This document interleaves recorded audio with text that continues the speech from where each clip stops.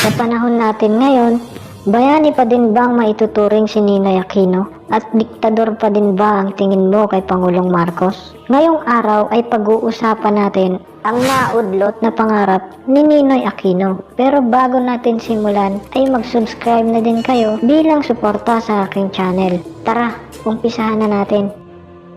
Noong panahon ni Pangulong Marcos ay pinilit niyang ibalik ang sigla ng Pilipinas at ito naman ay kanyang nagawa. Lumakas ang ekonomiya ng bansa at kabi-kabilang infrastruktura na din ang kanyang napagawa at minsan pa nga'y pumapalo ang palitan ng dolyar sa piso lamang. Yon ang isa sa patunay na napakasagana at unlad ng ating bansa noon sa pamumuno ni Pangulong Marcos. Ngunit sa kabila ng lahat ng ito ay merong mga taong sakim sa kapangyarihan ang gustong agawin ng sapilitan ang pwesto ni Pangulong Marcos.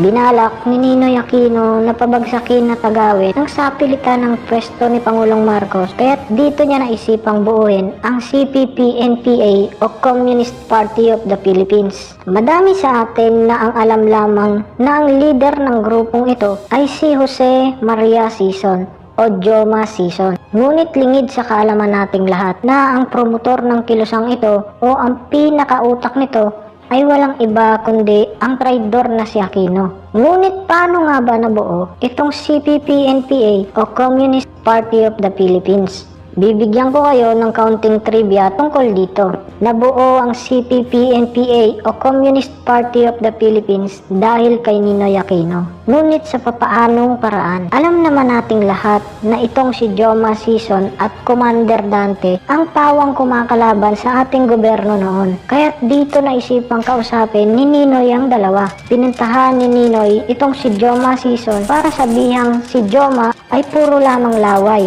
Wala naman siyang armas, kaya't papaano niya mapapalitan ang gobyerno? Dahil kung hindi nyo nga alam, itong si Joma Sison ay isang ang propesor ng isang universidad. At si Commander Dante ay kinausap niya din para sabihang si Commander Dante ay puro lamang sugot at puro putok. Wala namang ideology at dito na napagpasyahan ni Ninoy na pagtagpuin at pag-usapin ng dalawa. Dinala niya ito sa kanilang hasyenda. Sa pag-uusap na iyon ay doon na ipinanganak ang CPP-NPA na galing mismo sa bibig ni Joma Sison.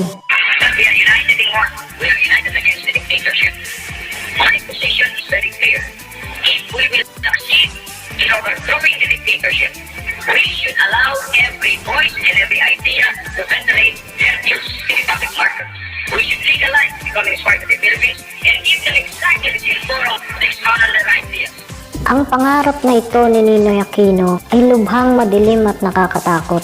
Dahil kung natupad ang pangarap na ito, ay magiging communist country ang Pilipinas. Pag sinabing communist country, ay meron lamang isang tao na magpapatakbo ng isang bansa. Walang demokrasya, walang relihiyon. In short, wala kang layang pumili ng kahit anong gusto mo. Katulad na lamang ng North Korea.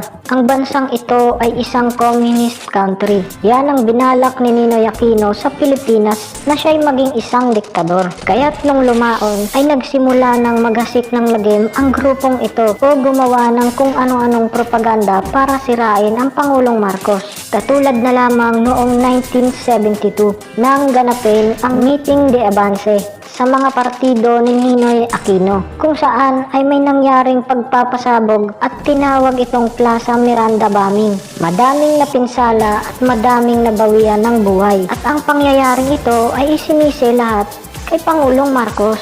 Ngunit alam nyo ba na ang nakakapagtaka dito ay wala ang mismong nagpatawag na si Ninoy Aquino kung saan siya ang pinaka-importanteng panauhin dito. At isa pa ay kung iisipin yung mabuti, si Pangulong Marcos ay isang ang brilliant kung mag-isip at aminado naman doon ang kanyang mga kalaban. Kaya't bakit naman ito gagawin ni Marcos kung alam niya namang sa kanya isisisi ang lahat?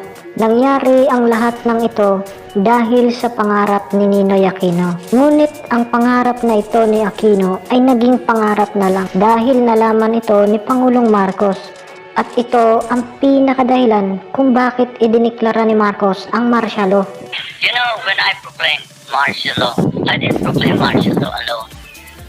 It is made to appear as if I just signed the decree and said I impose martial law against everyone. No. I asked the legislature to please pass a law proclaiming martial law because there was anarchy in the country.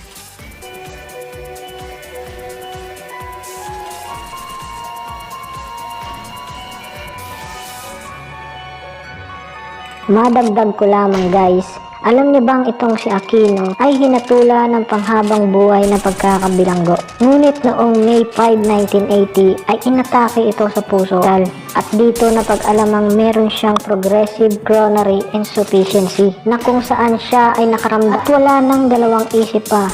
Sumagot na agad itong si Aquino ng oo. May 7, 1980, gumawa siya ng dalawang kasunduan o pangako. Ang una ay babalik siya at ang pangalawa ay di siya magsasalita ng kontra sa pamumuno ni Pangulong Marcos. At May 8, 1980, kinabukasan lamang ay agaran siyang pinuntahan ni Imelda Marcos para sabihing merong nakahandang flight para sa kanya sa araw ding yon. At si Aquino ay matagumpay na naoperahan sa Amerika sa tulong ng pera mismo ni Pangulong Marcos. Ganon kabait si Pangulong Marcos maging sa kanyang mga kalaban. Kaya't para sa mga kabataang nakikinig sa akin ngayon, ang martial law ay hindi masama, kundi ang martial law ang dahilan kung bakit mayroong demokrasya ang ating bansa at kung bakit ka ngayon malayang gawin ang gusto mo at malaya kang ipahayag ang saloobin mo. So ayun guys, sana'y nabigyan ko kayo ng bagong kaalaman. Pero bago ko ito tapusin, nais ko lamang itanong sa inyo na kung payag ba kayong palitan ng mukha ni Pangulong Marcos ang 500 peso bill natin ngayon? Comment mo naman yan sa baba at pag-usapan natin. At kung gusto mo, ang mga videos na katulad nito na about kay Marcos, ay inaanyayahan kitang panoorin ang video ko na ito.